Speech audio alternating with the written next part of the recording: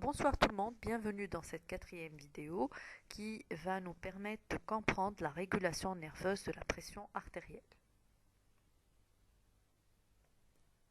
Il existe trois types de régulation de la pression artérielle. Il y a la régulation nerveuse, la régulation chimique et la régulation rénale.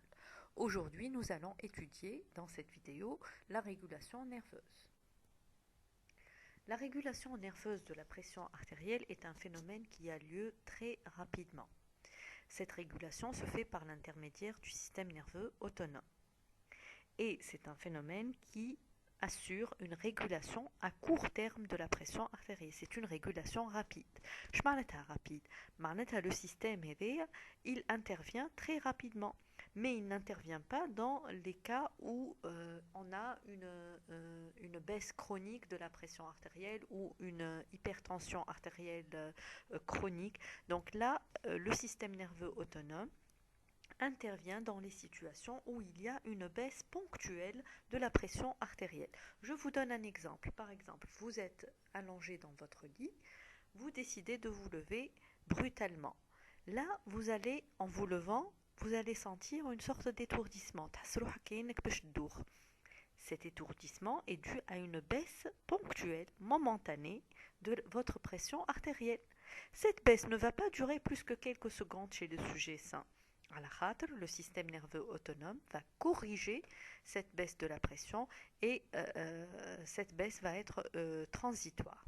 Donc, comment agit le système nerveux autonome? Il va agir sur la vasomotricité, c'est-à-dire qu'il va agir en provoquant une vasoconstriction du muscle lisse artériolaire, surtout donc au niveau des artérioles et au niveau des sphincters capillaires.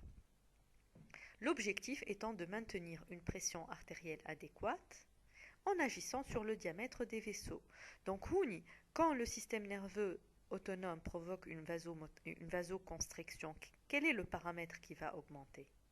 Le paramètre, c'est la résistance périphérique.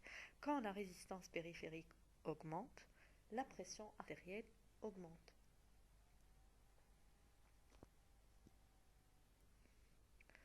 Prenons l'exemple d'une hypovolémie.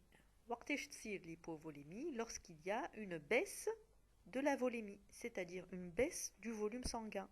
Ça arrive quand quelqu'un a subi une hémorragie, par exemple. Quand on a une hémorragie, donc l'objectif de notre organisme, c'est de maintenir les organes vitaux fonctionnels. Et là, le cerveau et le cœur. Donc, toutes les artérioles de notre organisme vont se contracter, vont subir ce qu'on appelle une vasoconstriction.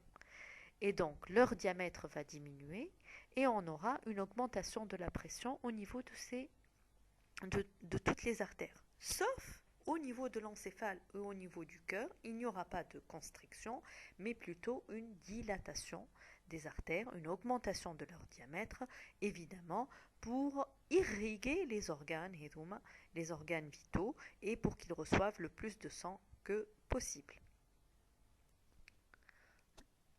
Le centre de régulation de la pression artérielle est appelé le centre vasomoteur. Il est situé au niveau du bulbe rachidien. Ce centre est formé par un amas de neurones sympathiques. Ce sont des neurones de type sympathique. Ces neurones sympathiques émettent donc des fibres nerveuses qui vont stimuler le muscle lisse vasculaire, vont provoquer une contraction du muscle lisse vasculaire, une contraction artériolaire. Cette contraction artériolaire, elle a lieu de façon continue. Quand on est au repos, même quand on n'a pas de variation de notre pression artérielle, on a toujours une contraction artériolaire continue qu'on appelle le tonus vasomoteur. Ce sont les fibres sympathiques qui stimulent de façon continue le muscle lisse artériolaire pour provoquer un tonus, une sorte de contraction, maintenir la contraction continue au niveau du muscle. Pour que cette contraction, lorsqu'on est anesthésié par exemple, quand on est anesthésié, il n'y a plus les vaisseaux, les artérioles sont complètement dilatées. Mais quand on est Au repos, quand on est sain, on a toujours une légère contraction du muscle lisse artériolaire. Le système sympathique ou le centre vasomoteur interviennent aussi pour réguler la pression artérielle. La pression تطلع ولا تهبط كيف les fibres sympathiques peuvent intervenir.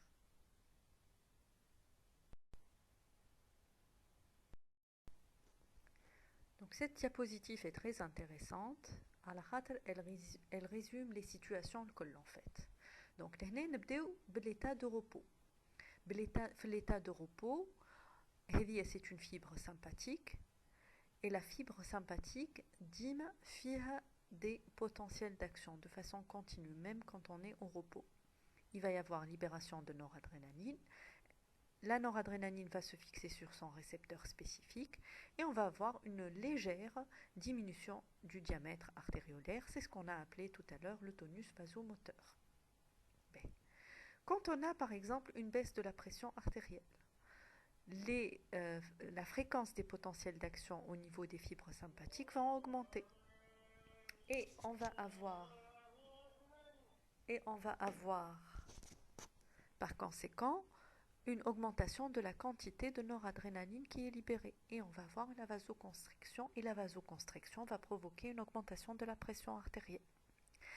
Tawa, si on a une augmentation de la pression artérielle, la fréquence des PA au niveau des fibres sympathiques va diminuer, on va retrouver un tout petit peu de noradrénaline, elle va se fixer sur son récepteur spécifique, mais on va avoir une vasodilatation.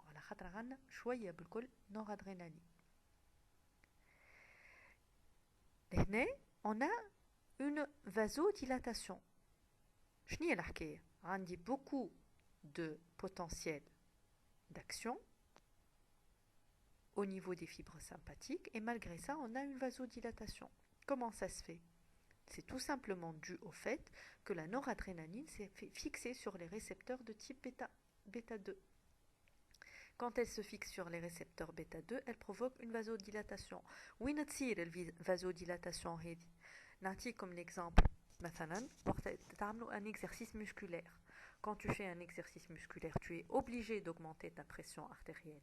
Mais en même temps, ton cœur doit recevoir une grande quantité de sang. Donc, les vaisseaux les une vasodilatation.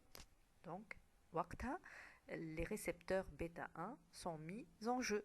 Tes muscles squelettiques, ils ont besoin de beaucoup d'oxygène, beaucoup de nutriments. Donc, les barcha quantité importante de sang, un débit important. Donc, les vasodilatations au niveau des muscles squelettiques. Les fibres sympathiques vont libérer la noradrénaline et les récepteurs vont fixer la noradrénaline, les récepteurs type bêta, et vont provoquer la vasodilatation. Donc, les besoins de l'organisme, on a soit l'expression de récepteurs de type alpha, et on aura une vasoconstriction, soit l'expression de récepteurs de type bêta et on aura une vasodilatation.